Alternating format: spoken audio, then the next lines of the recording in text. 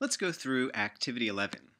So in question number 1, what we're going to do is examine the relationship between a customer's lifetime value to a company and some of his or her characteristics.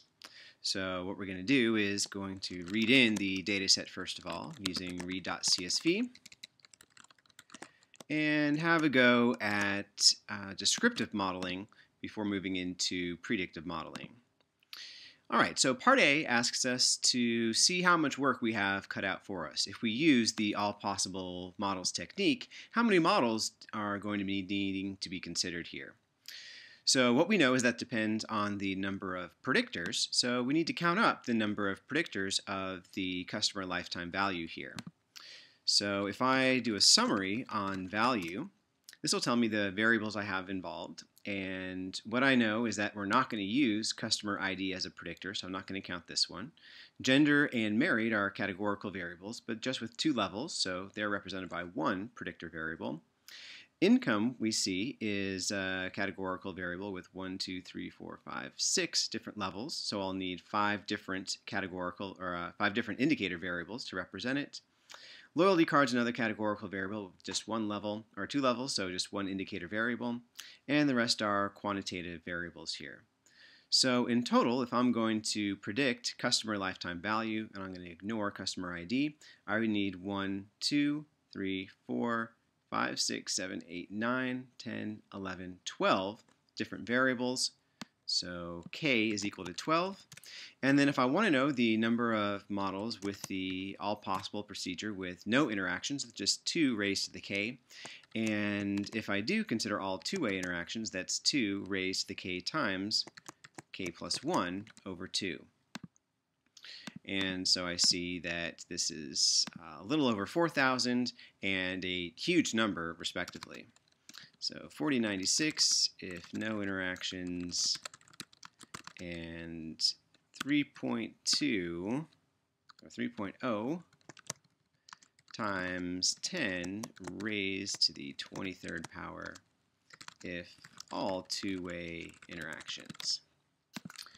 Okay, so let's do some R to actually fit some of these models here. We'll use reg subsets to perform the all possible models technique, considering up to a maximum of 10 variables without considering any interactions. Alright, so what I'm going to do is I'm going to name my result all, so all left arrow, and then in reg subsets, what I want to do is I want to specify the formula of the most complex model that I wish to consider.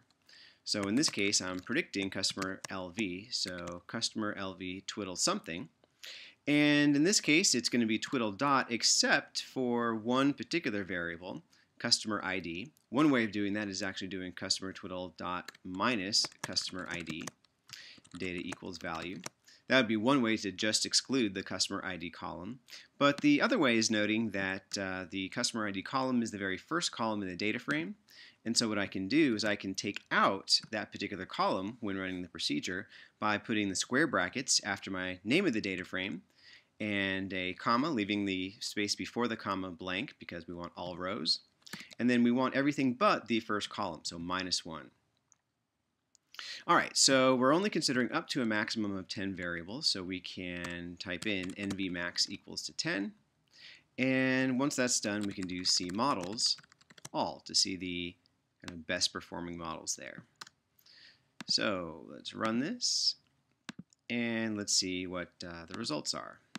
Okay, so we see that the model with the overall lowest AIC had 8 different variables in it. Here are the 8 variables in it. A few indicator variables for income, and a few of the other quantitative variables.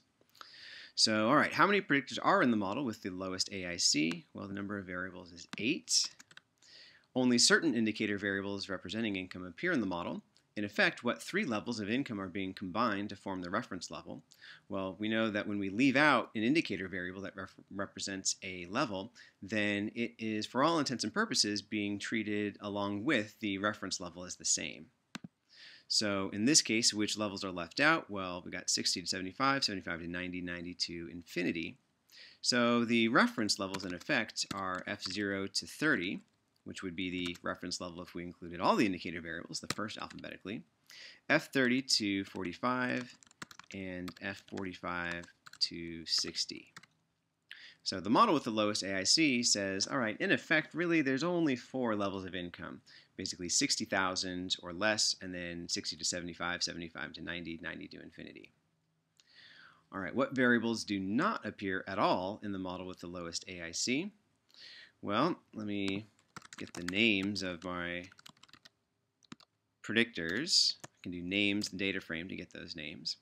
So gender, we see, doesn't appear in there at all. Married doesn't appear. Oh, gender totally appears there. Gender male appears, so gender does appear. But married does not. Income does. First purchase does. Loyalty card does not.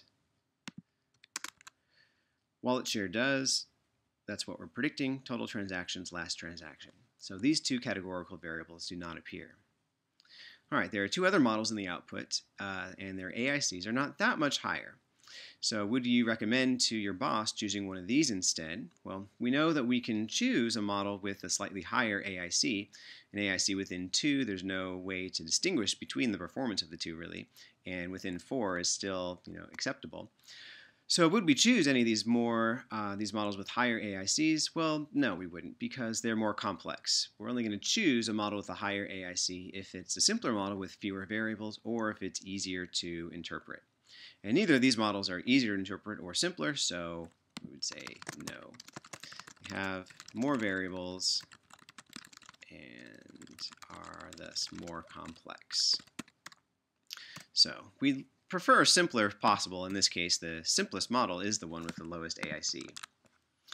All right, part C says that given enough time, it is possible to perform the all possible approach while considering the 2-way interactions, but we're not going to spend that time. So instead, let's do a search for a model that does consider interactions. So to do a search, we need to fit the naive and full models and then run step. So how we do this is we start by naming our naive model just naive. And the formula for the naive model is just our y variable, customer LV twiddle 1. And say where that data is. And then the full model in this case, we want to consider all variables along with all 2-way interactions. So I'll do LM customer LV. And to do that, I can do twiddle dot squared. That's all variables plus all 2-way interactions. Data equals to value. And since I'm not considering that customer ID column that contains no information, it's just an identifier variable, I'm going to add those square brackets after value, do comma -1 to exclude the column corresponding to the ID. Okay, so now to run the step, basically all we need to do is uncomment this line. Step says, okay, what model do you want to start with? In this case, the naive model. And the scope just tells you the range of models you're considering, from the simplest to the most complex. So we'll always have this argument be in step. We'll never actually change it. We want to consider both ways, both adding in or kicking out variables. And when we compile a document, we always want to make sure that trace is equal to 0. Otherwise, it puts in a lot of extraneous output that we don't care about. But for now, I do want to see the output, so I'm going to put trace equal to 1 so I can see what that model looks like as it gets built up. All right, so we can run a step procedure and define both those models ahead of time. So it's gone through a bunch of steps, it's fit a whole bunch of different models, and it's just telling you what variable is getting kicked out or added in at each step. So it looks like the first variable added in this case was total transactions. All right, so the formula at the very, very end of the output actually tells you the order in which all the variables were added to the model. So total transactions was the first that we just saw.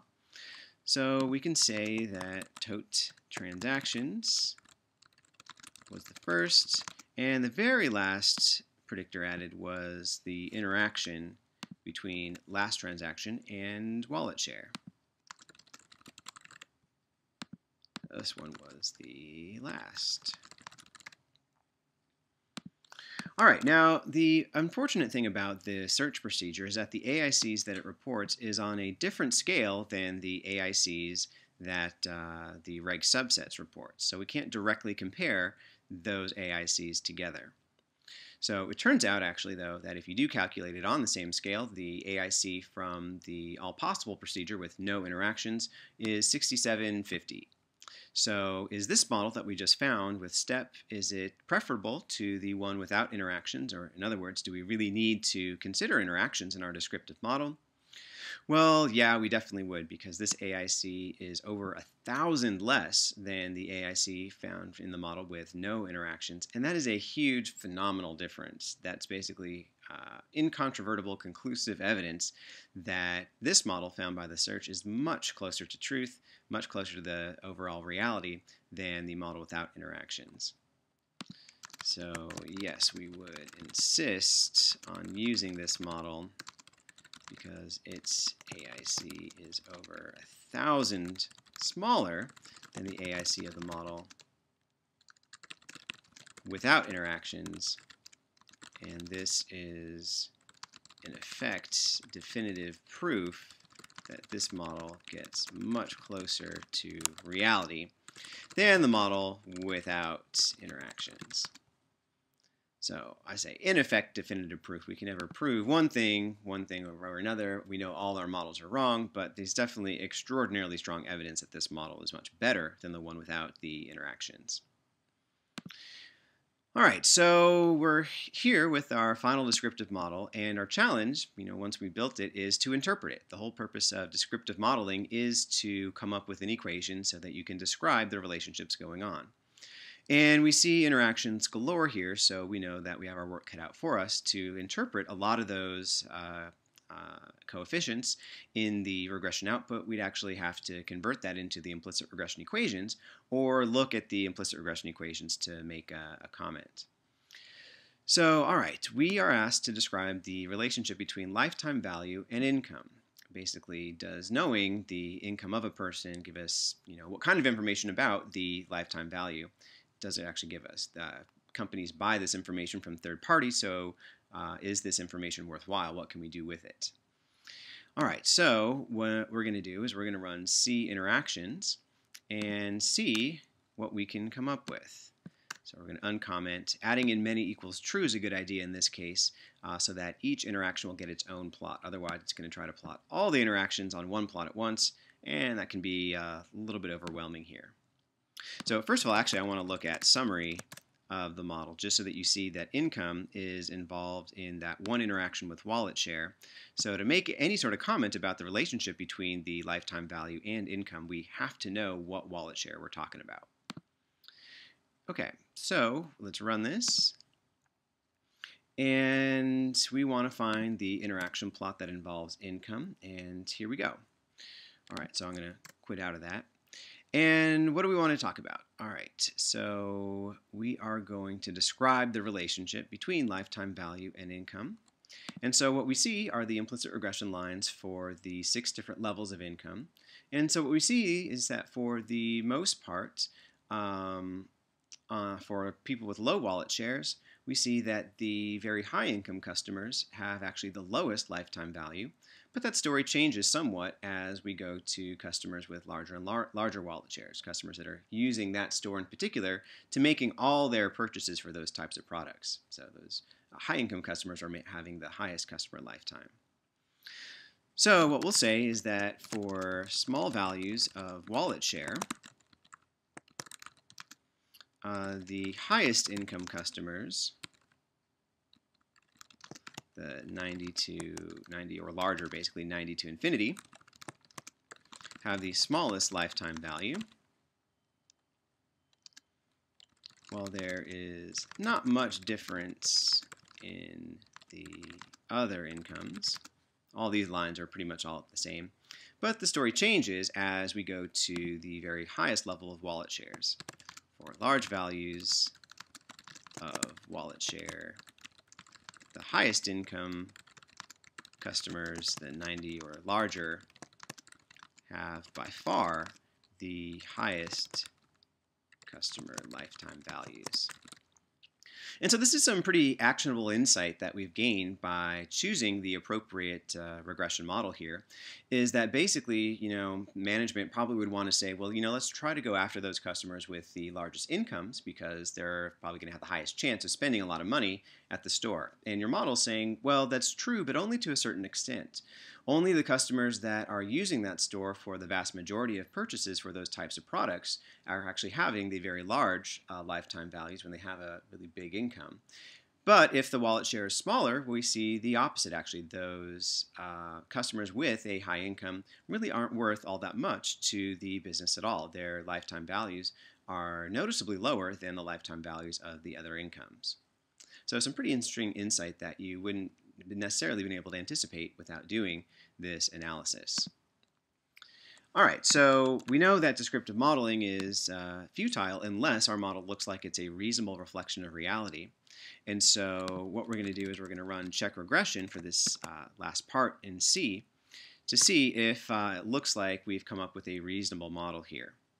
So, all right, we failed the test for equal spread normality. Not too surprising. We failed test for linearity in total transactions and wallet share. These other p-values look to all be above 5%. So, all right, do we see unequal vertical spread? Well, a little bit. It looks like the size of the residual for very small predicted values is slightly more clustered towards the zero line here, having small residuals, than for larger predicted values. So there's a hint of unequal vertical spread. We have a few outliers as well. But I wouldn't say that this is a deal breaker. I would say this is a reasonable description of reality based on this because the equal spread assumption isn't that violated. The QQ plot shows the standard, curving away from the straight line at the edges, which isn't all that awful. So I'm pretty happy with that.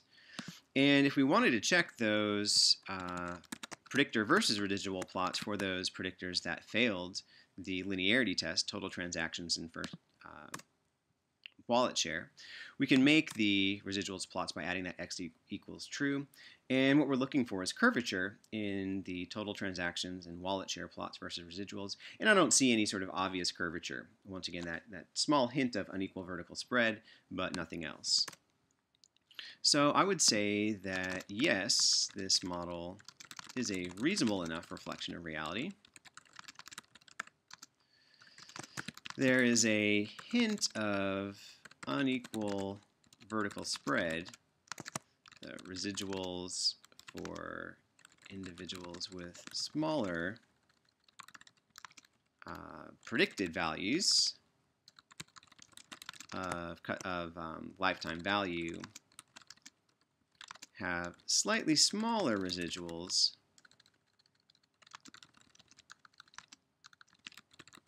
than the ones with larger predicted values. The residuals are a little bit smaller off towards the left here than at the right that we saw with the residuals plot. But this looks to be a pretty small violation. So we're pretty happy with this model here. All right, so part D is going to be continued on the next